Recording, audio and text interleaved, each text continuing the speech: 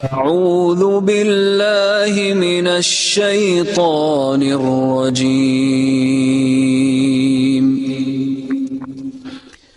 بسم الله الرحمن الرحيم.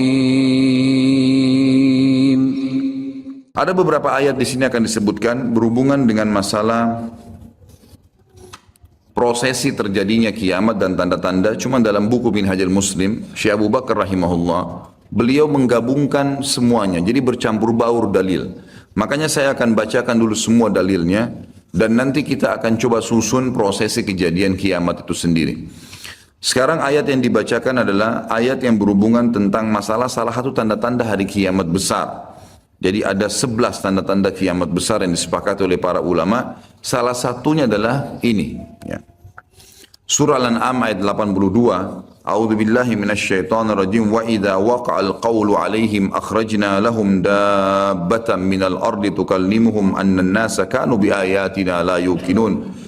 Apabila perkataan telah jatuh atas mereka, kami keluarkan sejenis binatang melata dari bumi yang akan mengatakan kepada mereka bahwa sungguhnya manusia dahulu tidak yakin kepada ayat-ayat kami. Sampai sini saya tahan dulu dan kita akan jelaskan 10 atau 11 tanda-tanda kiamat itu. Bagi teman-teman yang memegang bukunya bisa melihat di halaman 86. Saya akan bacakan hadisnya. Hadis ini riwayat Imam Muslim nomor 2901. Jadi tanda-tanda kiamat itu ada besar, ada kecil. Tentu kalau tanda-tanda kiamat kecil, banyak sekali. Banyak sekali. Di antaranya hadis riwayat Muslimnya juga yang berbunyi, kata Nabi SAW, tidak akan terjadi kiamat sampai aku diutus menjadi Nabi. Hitunglah 6 tanda-tanda kiamat. Ini kecil. Lahirnya aku, diutusnya aku, dan meninggalnya aku. Berarti sudah ada 3 dan sudah terjadi. Kemudian akan tersebarnya ya, penyakit taun. Dan ini sudah terjadi di zaman Umar radhiyallahu anhu. Terbebasnya Palestina di zaman Umar radhiyallahu anhu, gitu kan. Kemudian pembebasan negeri Persia terjadi di zaman Umar radhiyallahu anhu. Berkumpul semua itu. Jadi 6 tanda-tanda ini sudah kelihatan semuanya. Tanda-tanda kiamat yang kecil sudah terjadi ada yang sedang terjadi sekarang dan ada yang belum terjadi. Kalau yang sedang terjadi seperti misalnya hadis Nabi SAW yang berbunyi, tidak akan terjadi kiamat sampai orang-orang mengganti nama-nama minuman keras dengan nama-nama lain. Contoh, seperti sekarang misalnya menggantinya dengan istilah-istilah lain. Ya nama inilah, ya merek itulah, ya cuman sekian 5% alkoholnya dan seterusnya. Hadis yang lain, tidak akan terjadi kiamat sampai zina tersebar, dianggap biasa, dan juga banyaknya laki-laki yang menyerupai perempuan. Dan juga minuman keras dianggap sebagai minuman yang biasa. Hadis sahih semuanya. Jadi ini semua kita lihat depan mata kita sedang terjadi. Ya, sedang terjadi. Kemudian yang belum terjadi itu seperti misalnya kalau tanda-tanda kiamat kecil terakhir sekali namanya Malhamah Kubra. Peperangan besar antara kaum muslimin dengan orang-orang Nasrani. Yang ini disebutkan panjang lebar dalam hadis Bukhari lebih dari 3 lembar kalau tidak salah. Hadis ini berbunyi, kata Nabi SAW, kalian akan bersatu dengan Bani Asfar. Bani Asfar ini sebenarnya lebih tepatnya orang-orang Rum, ya, orang-orang Nasrani. Mereka akan bersatu, kalian akan bersatu dengan mereka untuk memerangi satu kaum, tapi tidak disebutkan kaum ini siapa. Yang jelas kita akan bersatu satu waktu dengan kelompok-kelompok Nasrani ini, kemudian kita bersatu memerangi satu kaum. Allahu alam siapa mereka. Sebagian ulama beristihad mengatakan komunis, ada yang mengatakan kapitalis dan segala macam istilah, tapi kita beriman bahwasanya itu akan terjadi. Ringkas cerita, kalian akan memenangkan peperangan, pasukan tahaluf ini, sekutu ini akan menang.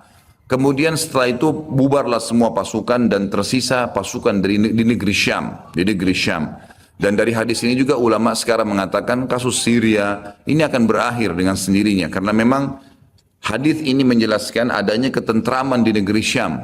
Ya, sebelum terjadi tanda-tanda kiamat besar. Pada saat itu pasukan muslimin ya, sedang pulang ke negeri Syam bersama dengan pasukan Bani Asfar ini. Ya, suku yang dikatakan dari bangsa Romawi, kemudian mereka mengangkat bendera salib sambil mengayungkan dan mengatakan kamilah yang telah memenangkan peperangan ini. Maksudnya kekuatan Nasrani. Maka yang muslim sempat teman-teman mereka mengatakan ini kan kita sekutu. Bagaimana caranya kalian mengaku ya, memenangkan sendiri. Terjadi cekcok di antara mereka, lalu kata Nabi SAW, akhirnya segelintir muslimin yang ada di situ, Allah karuniakan mereka mati syahid, terbunuh semua. Lalu hari kedua, beberapa muslimin bersatu untuk berperang, dan mereka juga dikaruniakan Allah mati syahid. Hari ketiga, berkumpul lagi muslimin untuk mereka berpegang pada satu kesepakatan untuk tidak akan membiarkan bahwasanya orang-orang Nasrani menganggap menang sendiri. Maka akhirnya hari ketiga pun mereka diikram oleh Allah, dikaruniakan syahadah, mati syahid. Nanti hari keempat, barulah berkumpul seluruh muslimin dari seluruh penjuru bumi. Lalu terjadilah perang besar antara kalian dengan Bani Ahmar, dan mereka dibawa naungan 80 bendera. Sebagian ulama hadis mengatakan mereka dibawa 80 negara. Jadi perang besar-besaran.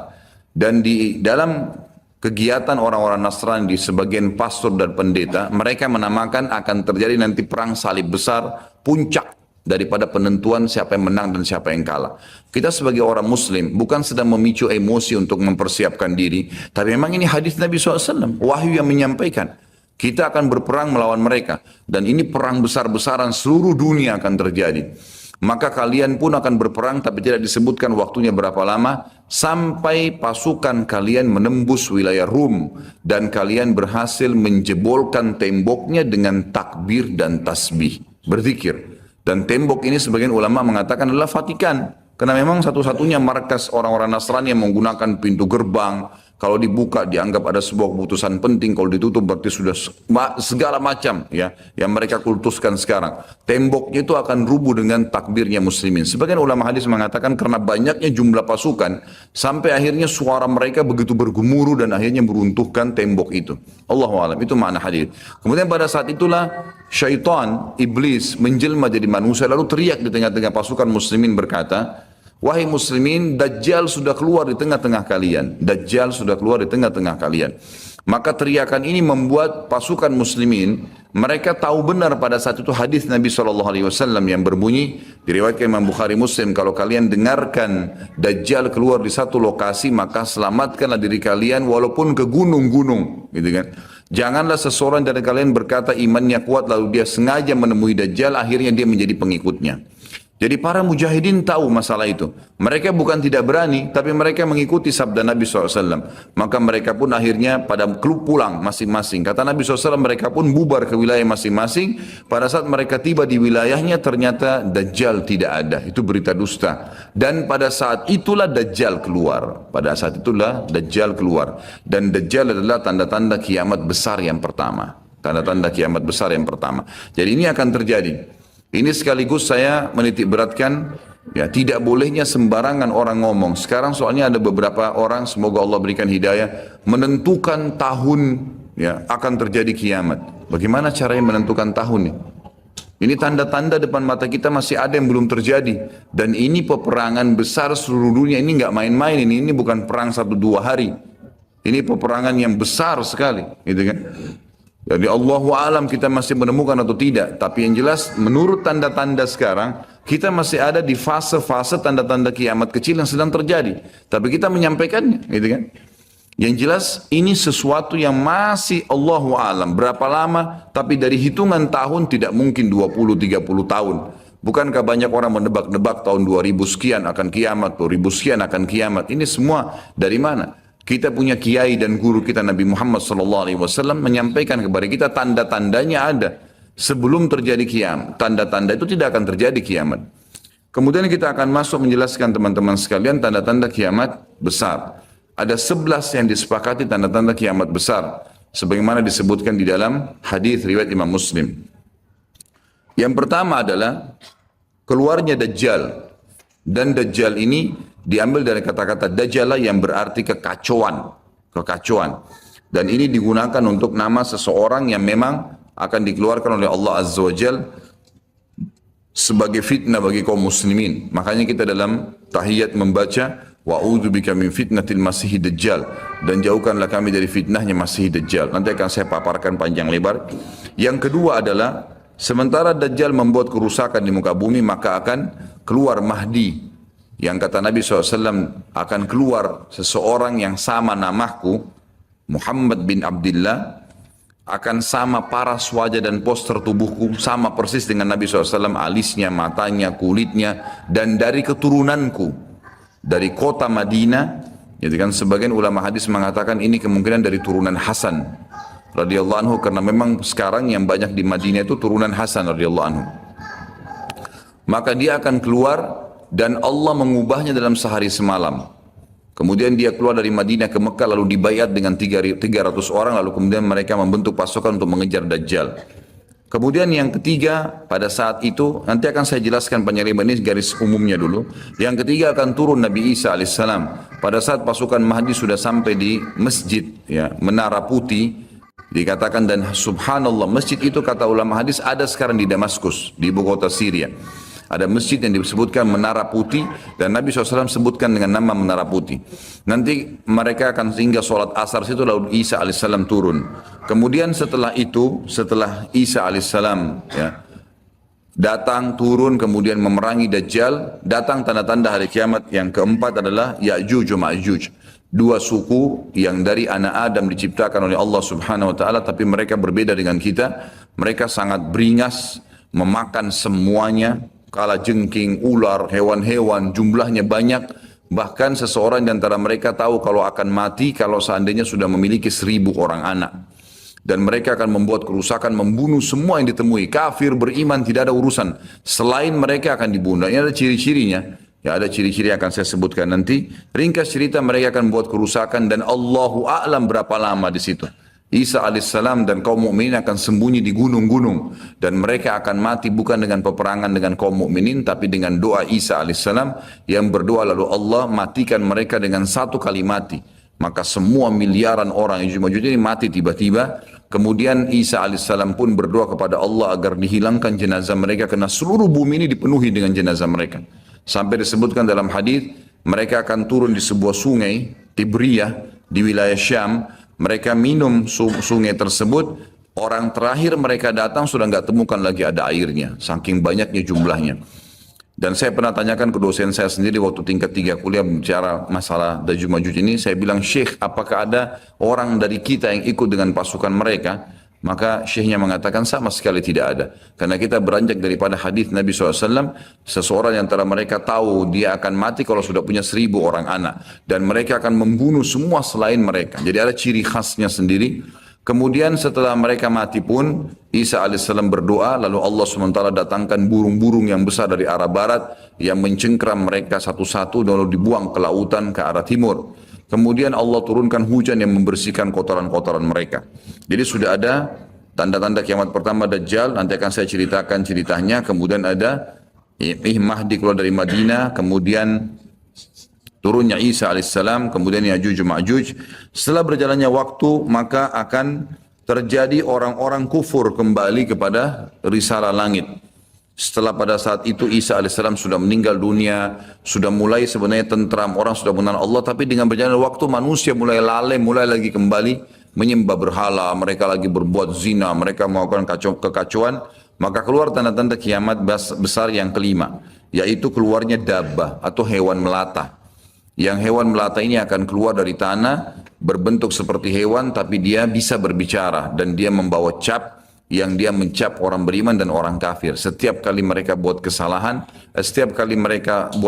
ya diingatkan oleh dabbah ini. Kalau kamu sedang lalai dari jalan Allah, kembalilah. Dan itu tadi yang ayat yang kita bacakan surah An-Naml ayat 82. Kemudian setelah itu datang tanda-tanda kiamat yang keenam.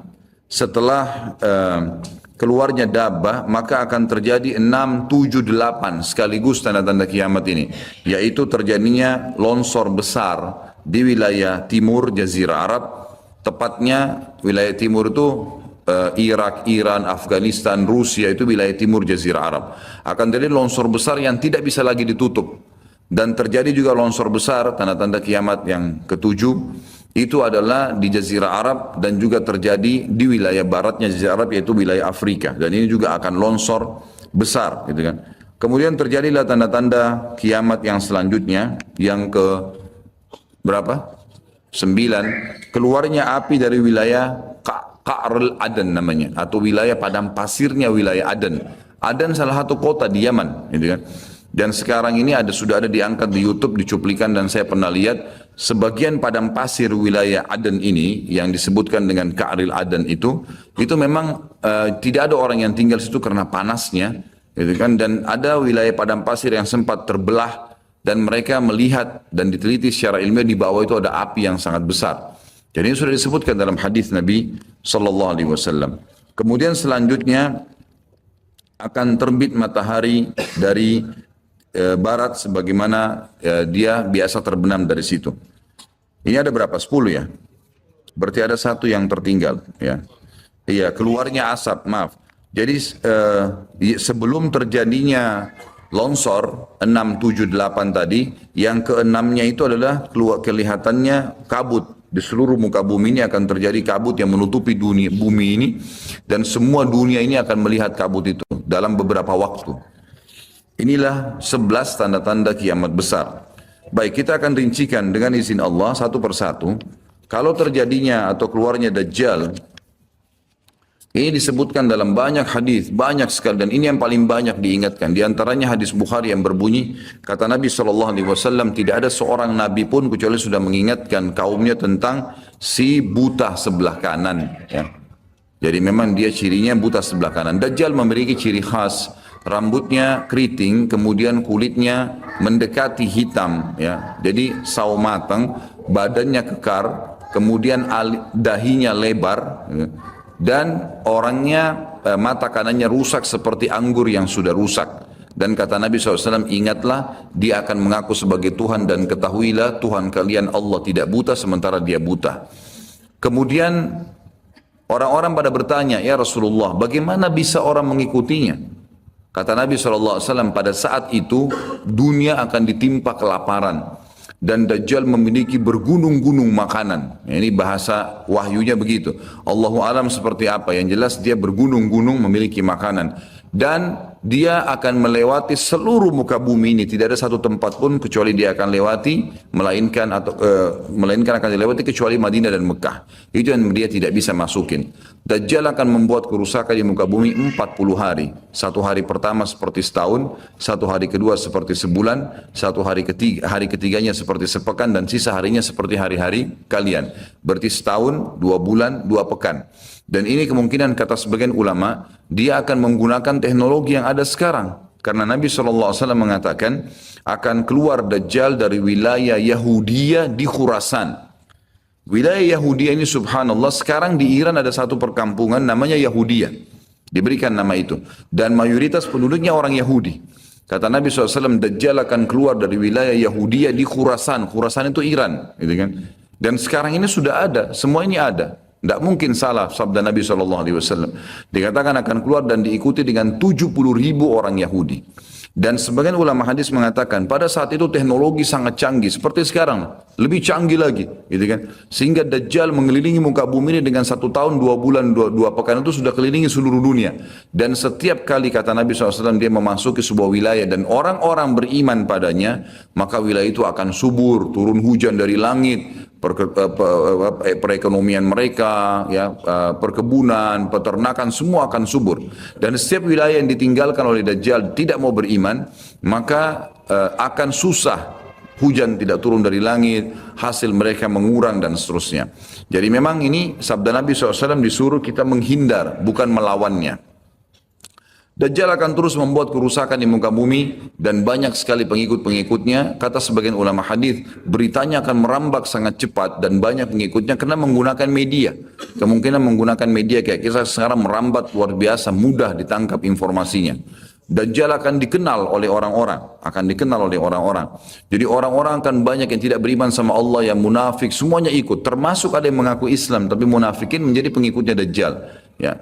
Kemudian Dajjal akan keliling terus di muka bumi sampai dia tiba di Madinah. Yang diceritakan kota Madinah. Dan dia tidak bisa memasuki kota Madinah karena di setiap pintu gerbangnya ada malaikat yang menghenduskan pedang. Ada 2 malaikat yang menghenduskan pedang dan menghadangnya. Maka Dajjal pun tidak bisa masuk. Allahu alam bagaimana ini terjadi, tapi ini sabda Nabi SAW. Lalu Dajjal pun mencari gunung tertinggi yang ada di sekitar perbatasan Madinah. Sebagian ulama yang pernah saya tangkap bahasa mereka mengatakan batas Madinah yang paling mudah dijangkau dan masuk adalah Wadi Aqiq. Wadi Aqiq sebuah lembah yang kebetulan dulu berada di depan kampus kami. Gitu kan. Jadi di situ dianggap kalau sudah keluar dari situ berarti sudah keluar dari wilayah haram itu sendiri. Allahu alam, ini ijtihad tentunya. Tapi yang jelas Dajjal akan naik ke atas sebuah gunung, kemudian dia berkata kepada para pengikutnya, apakah kalian melihat istana putih itu? Maka mereka semua melihat ke arah Masjid Nabawi.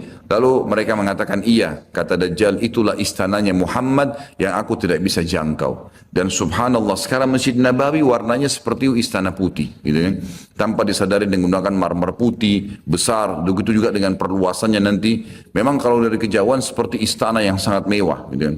Ringkas cerita, Dajjal pun akhirnya sebelum pergi, dia sempat menyentakkan kakinya, kata Nabi SAW, sehingga membuat terjadilah gempa di Madinah dan membuat seluruh orang munafik di Madinah keluar jadi pengikutnya. Jadi gempa dan hanya tinggal di sana orang-orang beriman. Hanya tertinggal di sana orang-orang beriman. Lalu keluarlah sebelum Dajjal pergi, keluarlah satu anak muda yang kata Nabi SAW orang terbaik pada saat itu. Orang terbaik pada saat, orang yang paling luar biasa imannya. Masih muda di sini ulama mengatakan istilah syab dalam bahasa Arab bisa dari mulai balik 12 tahun sampai 40 tahun. Nanti keluar seorang anak muda yang diistilahkan syab antara umur ini, kemudian keluar dan sempat melihat Dajjal. Maka Dajjal pun mengatakan menangkapnya segera dan mengatakan saya Tuhanmu. Maka orang tersebut mengatakan kau adalah Dajjal yang telah diceritakan oleh Nabi SAW. Karena dalam hadis yang lain dikatakan setiap orang mukmin bisa melihat di dahinya tulisan kafara yang berarti kufur. Dia bisa membaca bahasa Arab atau tidak, tapi dia akan bisa membaca dengan hikmah Allah. Matanya orang mukmin bisa melihat itu sehingga dia tahu ini adalah Dajjal. Kemudian Dajjal pun mengambil gergaji dan membelah dua dari kepala sampai kemaluannya sehingga anak muda itu terbelah dua dan Dajjal melewati tengah-tengahnya dan seluruh pengikutnya bersorak-sorak. Lalu Dajjal berkata, bangkitlah, bangkit kembali bersatu. Lalu kata Dajjal, apa kau sudah yakin saya Tuhanmu? Maka Dajjal mengatakan, maka anak muda itu mengatakan, justru saya tambah yakin kau adalah Dajjal. Setelah itu dia berusaha membunuhnya tapi dia tidak mampu lagi. Allah sudah selamatkan. Maka Dajjal pun meninggalkan lokasi tersebut. Lalu puncaknya Dajjal menuju ke Palestina. Dan dia akan bermarkas di sebuah tempat namanya Babulut. Babulut dalam hadis. Subhanallah, sekarang ini sudah ada kota di Israel yang mereka rebut wilayah Palestina, sebuah seperti kecamatan, ya. Kalau yang saya tangkap, saya depan ada cuplikannya, itu ternyata diberikan nama Babulut oleh orang Yahudi. Dan ini disebutkan dalam hadis dengan lafaz itu Babulut, ya, Bablut, gitu kan. Ini subhanallah saya lihat cuplikannya Babulut, gitu. Ini luar biasa ini, seperti sabda Nabi SAW. Dan sekarang mereka lagi fokus membangun, menjadikan wilayah itu wilayah yang paling mewah di Israel. Subhanallah, gitu kan. Dajjal akan menuju ke sana dan sementara dia menuju ke sana, setiap wilayah yang dia lewatin, salah satunya disebutkan dalam hadis Bukhari adalah dia akan melewatin satu wilayah yang sangat banyak masyarakatnya. Ya Allahu alam ini di mana? Apakah di wilayah Cina, apakah di pokoknya masyarakat komunitasnya paling besar. Kita tahu sekarang Cina sama India ini tempat yang sangat luas, gitu. Banyak masyarakatnya, dia akan melewati wilayah yang banyak masyarakatnya, lalu kemudian dia berkata kepada pemimpinnya, Allahu alam, ini presiden kah, raja kah, kepala suku kah, dia akan berkata bahwasanya saya Tuhanmu.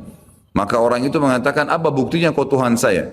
Dia bilang, bagaimana kalau saya hidupkan kedua orang tuamu? Apa kau akan percaya saya Tuhanmu? Maka orang itu berkata, tentu saja. Ada Dajjal, tunjukkan kuburannya, ditunjuk kuburannya, lalu Dajjal mengatakan keluarlah. Maka keluarlah orang tuanya dan berkata ibu ayahnya, ikutlah pada orang ini karena ikutlah pada ini karena dia adalah Tuhanmu. Maka akhirnya kepala suku atau kepala negara itu pun menyatakan ikut dan seluruh masyarakatnya ikut. Jadi luar biasa, miliaran orang jadi pengikut Dajjal pada saat itu. Maka Nabi SAW sudah membongkar buat kita itu. Berkata apa? Itulah dua syaitan yang menjelma untuk menipu manusia. Untuk menipu manusia. Dan itu puncak terakhir sekali sebelum Dajjal menuju ke Israel. Lalu kemudian dia menuju ke Palestina. Tapi disebutkan Israel, dikatakan Palestina dalam hadis. Lalu menuju ke sebuah wilayah yang namanya Babulut tadi. Lalu Dajjal berpesta pora di sana dengan pengikut-pengikutnya yang mentuhankan dia. Dia berikan makanan, kaya raya, segala macam dia bisa lakukan, fitnah, gitu kan. Akhirnya keluarlah. Pada saat sementara dia berjalan ke Babulut dan tiba di Babulut, keluarlah di Madinah Mahdi. Dan Mahdi ini adalah keturunan Nabi SAW tadi saya bilang, keluar dari Madinah, kemudian Allah memperbaiki dia dalam sehari semalam. Kata sebagian ulama hadis, Allah berikan petunjuk sehingga dia menjadi baik langsung, gitu kan. Tadinya dia faham agama tapi belum diaplikasikan, sekarang dia langsung Allah SWT ubah menjadi orang yang saleh dalam sehari semalam. Lalu kemudian dia jalan. Ada banyak riwayat yang menyebutkan ciri-cirinya. Di telapak tangannya ada seperti bekas ya, tanda lahir. Tapi yang jelas yang paling mendasar mirip dengan Nabi SAW. Alisnya seperti busur panah, kulitnya putih, orangnya tinggi, besar, kekar. Gitu kan. Dan tadi turunan Nabi SAW namanya Muhammad bin Abdullah. Maka dia pun akhirnya didatangi oleh orang-orang yang pada saat itu sudah tahu tentang keluarnya Dajjal, sudah informasi menyebar. Maka mereka juga sudah tahu ada orang yang akan membentuk pasukan dari Madinah namanya Muhammad bin Abdullah. Lalu mereka carilah keturunan Nabi SAW itu lalu ditemukan. Lalu mereka mengatakan engkau lah yang telah ditunjuk oleh Nabi SAW. Maka keluarlah memimpin kami untuk memerangi Dajjal. Dia pun awalnya menolak sampai dia pergi ke Mekah kata Nabi SAW. Lalu diikuti oleh 300 orang masyarakat membaiatnya. Lalu terbentuklah pasukan muslimin yang tidak tahu Allahu alam berapa jumlahnya pada saat itu. Lalu mereka menuju ke Palestina, melewati negeri Palestina, melewati negeri Syria, dan akhirnya mampir di Masjid Darul Baidha tadi, menara putih yang tujuannya untuk mengerjakan sholat asar. Dan pada saat itu terjadilah tanda-tanda kiamat besar ketiga. Isa alaihissalam akan turun. Kata Nabi SAW, Isa alaihissalam akan turun, rambutnya basah, meneteskan air dan memegang dua sayapnya malaikat. Sebagian ulama hadis mengatakan pada saat itu kaum mukminin akan melihat malaikat yang membawa Isa alaihissalam. Kemudian dia turun dan dia masuk.